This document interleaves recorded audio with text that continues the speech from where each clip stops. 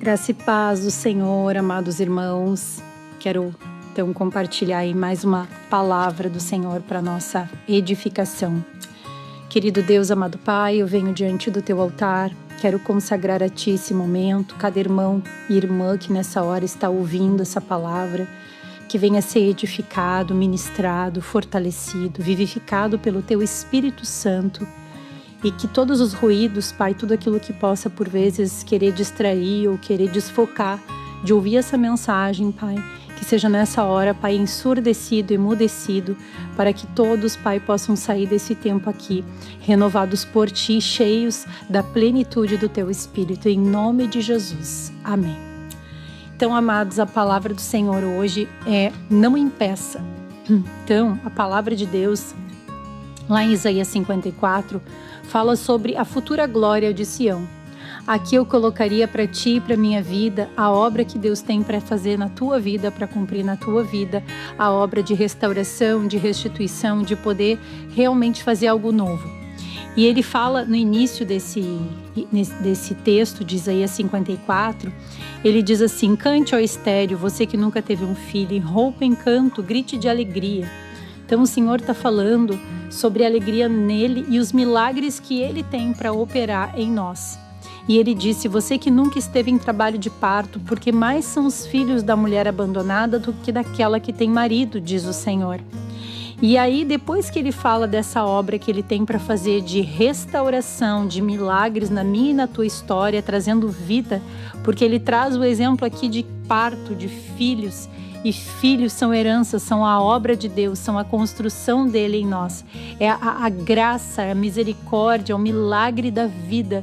E é por isso então que ele inicia assim, ele diz: alargue o lugar da sua tenda, estenda bem as cortinas da sua tenda, não o impeça. Aqui, amados, ele está dizendo que Deus tem um plano grandioso, ele tem algo, como diz a palavra dele, ele tem o plano dele, os pensamentos dele são maiores, os caminhos dele são maiores, assim como a terra está distante dos céus, como lemos no Isaías 55, assim os planos, os pensamentos são muito maiores do que nós podemos imaginar ou pedir em nossas orações. Mas ele está falando aqui, não o impeça. E aí ele continua dizendo, e eu quero continuar: estique suas cordas, firme suas estacas, pois você se estenderá para a direita, para a esquerda. Seus descendentes desapossarão nações e se instalarão em cidades abandonadas. Não tenha medo, você não sofrerá vergonha. Não tema constrangimento, você não será humilhada.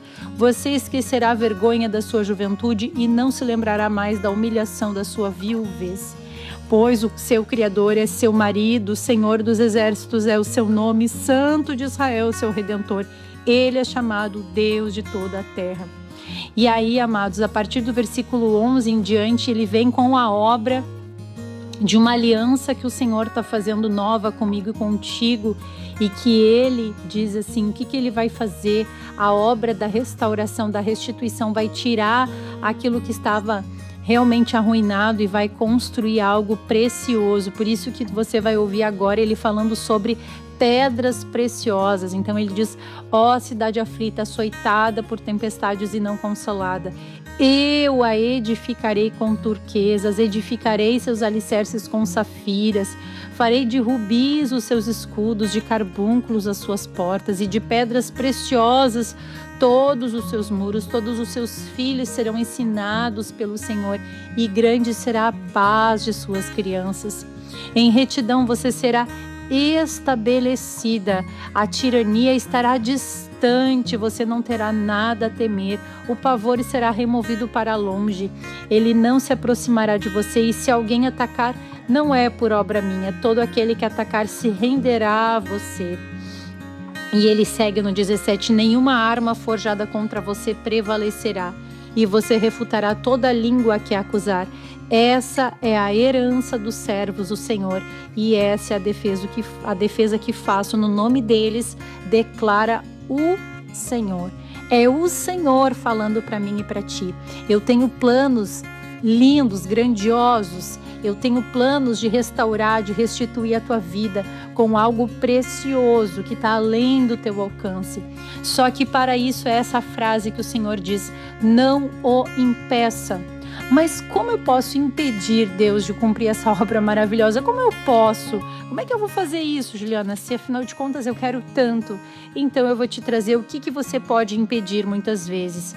Lá em Provérbios, no capítulo 21, versículo 19, diz o seguinte: melhor é viver no deserto do que com uma mulher briguenta e amargurada.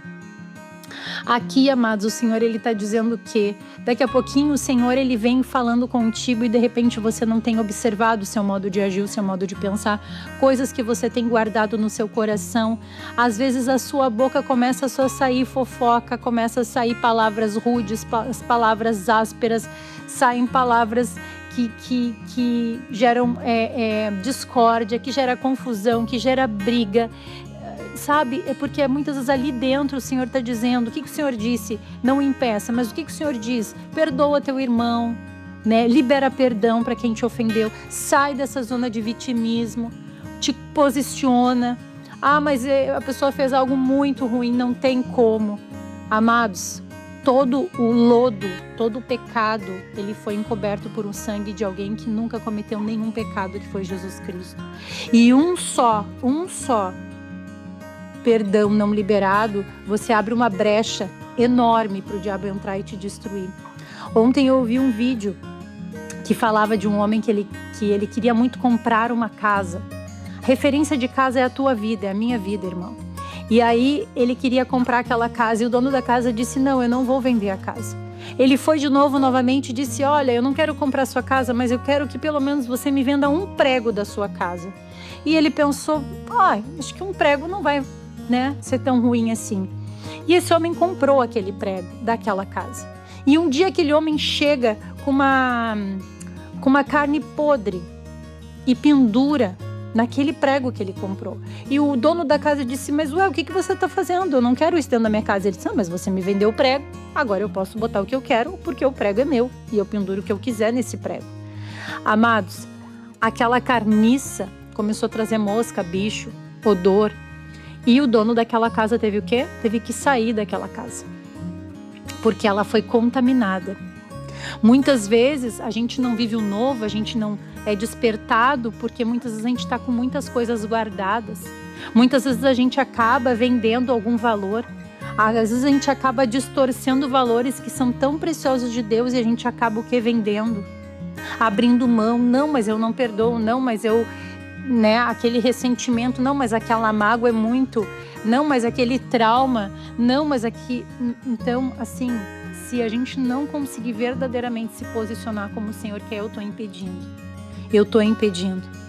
Uma pessoa que agora saindo um pouco do perdão, mas sabe o que é certo e não faz, se sabe que aquela roda de pessoas não está edificando, não está construindo, mas está só por conta de status, me desculpa, mas você está escolhendo uma roda que o Senhor não se encontra e ali você está vendendo um prego. Às vezes a gente também, Deus diz: agora você vai para outro lugar, eu te coloquei lá, mas agora eu tenho um novo lugar. E você diz: não, eu não quero ir para esse novo lugar. Ali também você está dizendo não para um plano que Deus tem para sua vida ali na frente. Então, muitas coisas, amados, porque Deus ele não impõe coisas, Ele apresenta os planos dele. E muitas vezes a gente fica procrastinando: não, mas orar não, tem que falar com Deus todo dia. Não, mas eu ouço aquela oração daquela irmã toda manhã. Não, porque a Bíblia eu não leio. Não preciso, porque eu ouço todos os dias aquele irmãozinho lendo a palavra e eu não preciso me alimentar. E aí, amados, nós não estamos vivendo um cristianismo verdadeiro, nós estamos vendendo pregos. E nós estamos vivendo uma máscara e não um verdadeiro plano perfeito que Deus tem para mim e para a tua vida. Porque falta obediência, falta posicionamento, falta a busca pela presença do Senhor, falta o amor em primeiro lugar a Deus. E se eu não amo, eu não obedeço. E eu estou colocando outros deuses nesse centro da minha vida. Eu estou amando mais as coisas desse mundo, amando mais pessoas, criando codependências com pessoas emocionais, colocando em pessoas a expectativa da pessoa me amar, me valorizar, e não naquele que me construiu e que só Ele pode me amar de forma perfeita. Então, amados, tem um outro texto que eu quero ler para terminarmos aqui, que está em Provérbios também, que fala: meu filho, obedeça aos mandamentos de seu pai, não abandone o ensino de sua mãe. Amarre-os sempre junto ao coração, ate-os ao redor do pescoço. Quando você andar, eles os guiarão, para dormir e estarão protegendo. Quando acordar, falarão com você, pois o mandamento é lâmpada e instrução. Pois o mandamento é lâmpada, a instrução é luz, e as advertências da disciplina são caminhos que conduz à vida. Só o Senhor, só a palavra de Deus pode nos instruir a um caminho de vida. Não há outro caminho, há um único caminho. Jesus disse, eu sou o caminho, a verdade e a vida. Não há outro caminho, senão através dele. E que a gente possa guardar essas palavras do Senhor e não impedir do Senhor agir em nós, cumprir em nós, e a gente possa responder de forma que a gente não impeça. E Provérbios 7, versículo 1, meu filho, obedeça as minhas palavras e no íntimo guarde os meus mandamentos. Obedeça aos meus mandamentos e você terá vida. Guarde os meus ensinos como a menina dos seus olhos. Amarre-os aos dedos, escreva-os na tábua do seu coração. Diga à sabedoria, você é minha irmã, e chame ao entendimento seu parente. Eles o manterão afastado da mulher imoral e da mulher leviana com suas palavras sedutoras. Aqui ele também está dizendo que o Senhor vai te afastar. Fala da mulher, mas também podemos colocar o homem. Vai te afastar do homem imoral e do homem leviano. Que o Senhor esteja ministrando ao teu e ao meu coração como já fui. E novamente que o Senhor continue falando com cada um de nós. Deus, eu selo essa palavra sobre os nossos corações, para que ela não seja arrancada nem roubada, mas que o Senhor continue ministrando de forma, Pai, que tudo aquilo que de repente nós estamos impedindo o teu agir em alguma área da nossa vida, que o Senhor abra os nossos olhos espirituais. Se tem algo aqui dentro, Pai, que eu não estou enxergando, algum pecado que eu tenho cometido diariamente e eu não estou me dando por conta, que o Senhor me revele, que o Senhor me mostre, para que tudo aquilo que possa estar ali impedindo o meu crescimento, de viver o teu plano, de viver a restauração, a restituição e a obra que tu tens para realizar na minha vida, Senhor, me mostra, me revela, para que eu possa lançar fora e me livrar de todo o pecado que tem me atrapalhado de viver a plenitude em tua presença. É a nossa oração em nome de Jesus. Amém.